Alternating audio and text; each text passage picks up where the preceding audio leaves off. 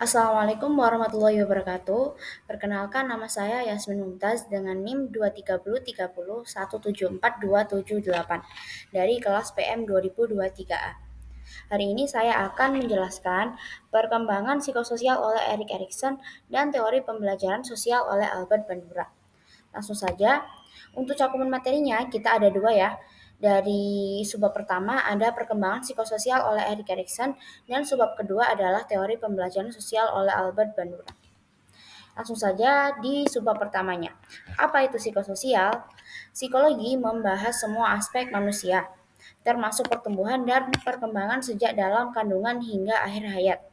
Dalam psikologi perkembangan, para ahli merumuskan berbagai teori tentang perkembangan manusia, seperti perkembangan kognitif, perilaku, dan kepribadian. Salah satu teori tersebut adalah teori perkembangan psikososial oleh Erik Homburger Erikson. Teori perkembangan psikososial ini dikembangkan oleh Erik Erikson, seorang psikoanalis berkebangsaan Jerman Amerika Serikat pada tahun 1950. Teori perkembangan psikososial yang dikembangkan oleh Erik Erikson berbeda dari pandangan Sigmund Freud yang melihat perkembangan individu hanya terjadi pada masa bayi. Erikson berpendapat bahwa individu terus mengalami perkembangan sepanjang hidupnya, didorong oleh keinginan individu untuk terhubung dengan orang lain. Oleh karena itu, teorinya dikenal sebagai teori perkembangan psikososial. Erikson mengidentifikasi 8 tahap perkembangan yang dihadapi individu sepanjang hidup. Setiap tahap melibatkan krisis atau permasalahan yang harus diselesaikan, yang menurut Erikson bukan ancaman, tetapi titik balik yang meningkatkan kerentanan dan potensi individu. Yang selanjutnya adalah tahapan perkembangan psikososial menurut Erik Erikson. Yang tahap pertama adalah kepercayaan versus ketidakpercayaan yang dialami dari masa umur dari usia 0 sampai 18 bulan. Masa bayi bertujuan untuk membangun kepercayaan dasar terhadap dunia. Erikson mendefinisikan kepercayaan dasar sebagai kepercayaan esensial terhadap orang lain dan rasa percaya pada diri sendiri. Ibu biasanya menjadi figur penting pertama dalam kehidupan anak. Jika seorang ibu menunjukkan perilaku yang kurang baik, bayi bisa mengembangkan rasa ketidakpercayaan terhadap dunia, yang mungkin akan terus berlanjut selama masa kecil hingga dewasa.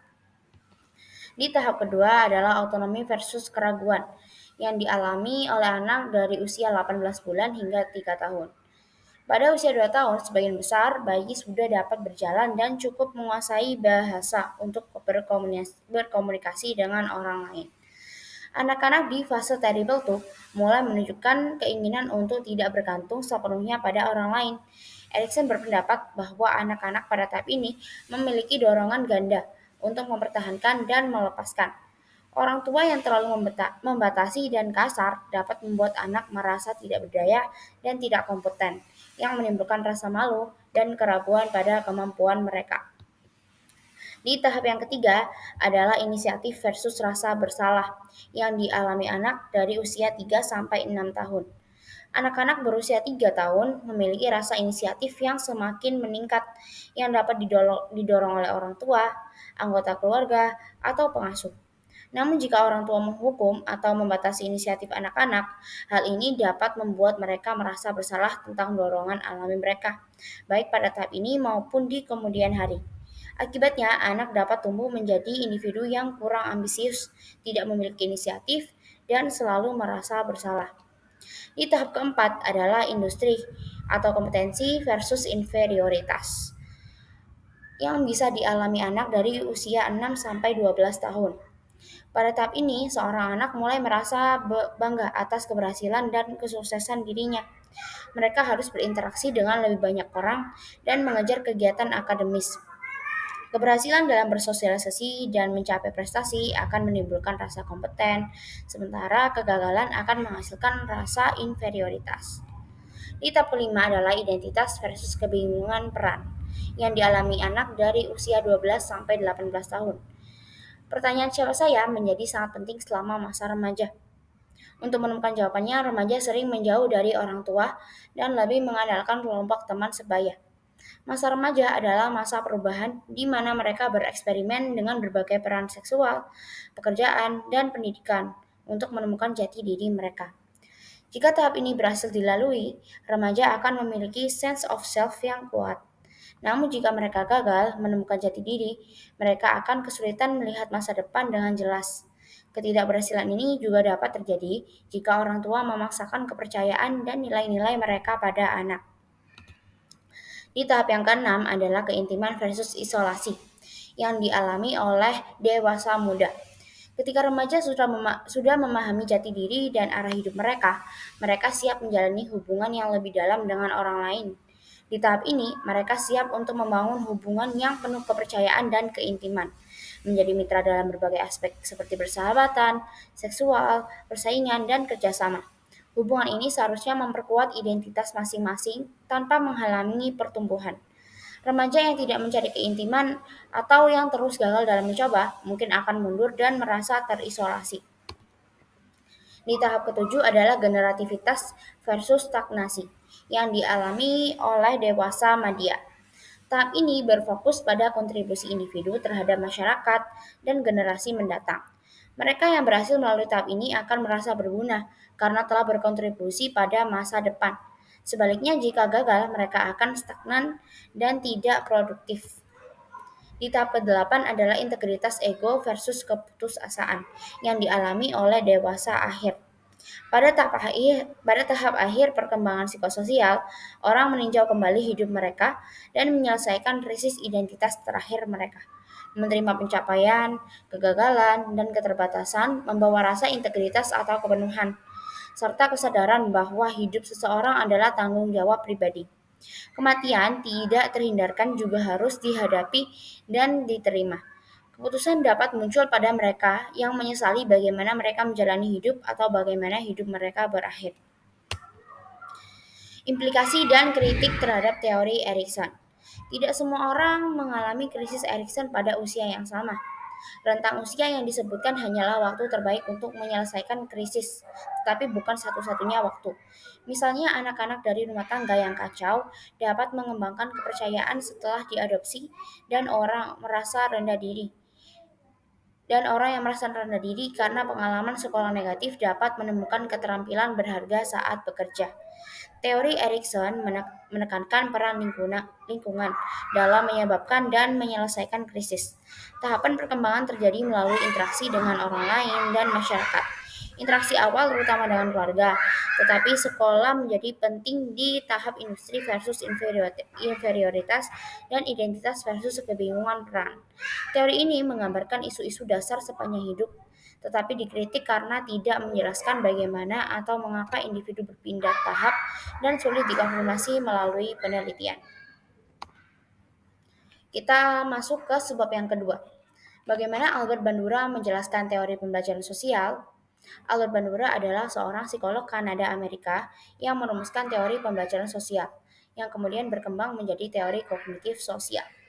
Teori pembelajaran sosial merupakan evolusi penting dari tradisi teori pembelajaran perilaku, yang menjelaskan bahwa perilaku manusia dipengaruhi oleh interaksi berkelanjutan antara faktor kognitif, perilaku, dan lingkungan. Albert Bandura menyatakan bahwa dalam situasi sosial, manusia seringkali belajar dengan lebih cepat melalui pengamatan dan peniruan perilaku orang lain, serta dari pengalaman belajar dari keberhasilan atau kegagalan orang lain. Menurutnya, sebagian besar pembelajaran manusia tidak hanya dipengaruhi oleh konsekuensi dari perilaku tersebut, tetapi lebih efektif jika dipelajari langsung dari model yang diobservasi. 3 konsep utama dari teori pembelajaran sosial. Yang pertama adalah individu dapat belajar melalui pengamatan. Bandura menunjukkan bahwa anak-anak belajar dan meniru perilaku yang mereka lihat pada orang lain. Ketika anak-anak kemudian diperbolehkan bermain di dalam ruangan dengan boneka Bobo, mereka mulai meniru tindakan agresif yang sebelumnya mereka amati. Yang kedua adalah aspek mental adalah bagian penting dalam proses pembelajaran. Hanya mengamati tindakan orang lain tidak cukup untuk memfasilitasi pembelajaran. Kondisi mental dan motivasi seseorang memainkan peran penting dalam menentukan apakah perilaku tersebut dipelajari atau tidak. Yang ketiga adalah pembelajaran tidak selalu menyebabkan perubahan perilaku. Dalam banyak kasus, pembelajaran dapat terlihat segera ketika perilaku ditampilkan. Meskipun behaviorisme percaya bahwa pembelajaran menyebabkan perubahan perilaku permanen, pembelajaran melalui pengamatan menunjukkan bahwa seseorang dapat mempelajari informasi baru tanpa menunjukkan perilaku baru. Konsep peniruan. Peniruan atau modeling adalah proses di mana seseorang meniru dan menghasilkan perilaku yang hampir sama dengan perilaku yang model amati. Model adalah individu yang dijadikan acuan atau ditiru, serta memiliki pengaruh dalam mengubah perilaku orang yang mengamati. Proses pembelajaran observasional atau modeling ada 4. Yang pertama, perhatian. Yang kedua adalah mengingat. Yang ketiga, reproduksi. Dan yang keempat adalah peneguhan dan motivasi. Perhatian.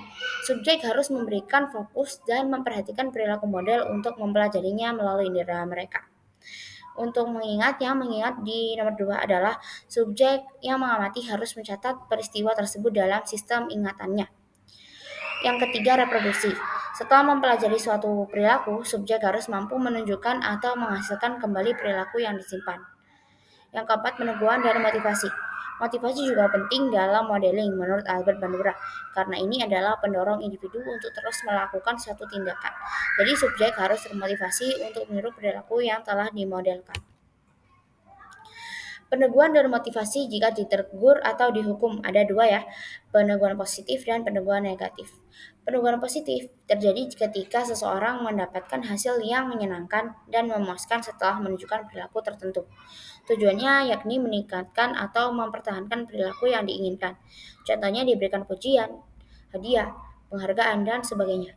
Untuk peneguhan negatif terjadi ketika seseorang tidak dihukum karena menunjukkan perilaku yang sesuai dan dapat diterima. Tujuannya menghindari pengulangan perilaku yang tidak diinginkan. Contohnya menarik kembali buku. Eksperimen pemodelan Bandura. Albert Bandura terkenal dengan eksperimen Bobodol, yaitu anak-anak meniru perilaku agresif dari orang dewasa di sekitar mereka. Hasil eksperimen Bobodol tahun 1961. Yang pertama, Bandura menunjukkan hasil observasi dan peniruan melalui eksperimen Bobodol, di mana anak-anak menunjukkan perilaku agresif setelah melihat perilaku agresif yang diperagakan oleh orang dewasa. Yang kedua, lebih menekankan penggunaan bahasa yang agresif. Yang ketiga, eksperimen ini menunjukkan keterkaitan antara teori-teori pembelajaran behaviorisme dan kognitif, karena mencakup aspek-aspek observasi, ingatan, dan motivasi. Kelebihan dan kekurangan teori pembelajaran sosial Albert Bandura. Kelebihannya, teori ini lebih lengkap dibandingkan teori sebelumnya, karena menekankan bahwa lingkungan dan perilaku seseorang terhubung melalui sistem kognitif orang tersebut. Kekurangannya, jika manusia belajar atau membentuk perilakunya hanya melalui peniruan, individu yang menggunakan teknik ini juga mungkin meniru perilaku negatif termasuk yang tidak diterima oleh masyarakat. Penerapan teori pembelajaran sosial dalam pendidikan Islam. Dalam penerapan teori Albert Bandura pada pembelajaran pendidikan Islam, keteladanan tertinggi ada pada Nabi Muhammad SAW yang menjadi panutan dan teladan bagi seluruh umat muslim. Allah Subhanahu wa taala telah menetapkan rasulnya sebagai contoh yang baik, dan karena didikan serta pendidikan yang diberikan Allah Subhanahu wa taala, Nabi Muhammad SAW menjadi teladan terbaik. Sekian presentasi yang dapat saya sampaikan, kurang lebihnya saya mohon maaf, dan wassalamualaikum warahmatullahi wabarakatuh.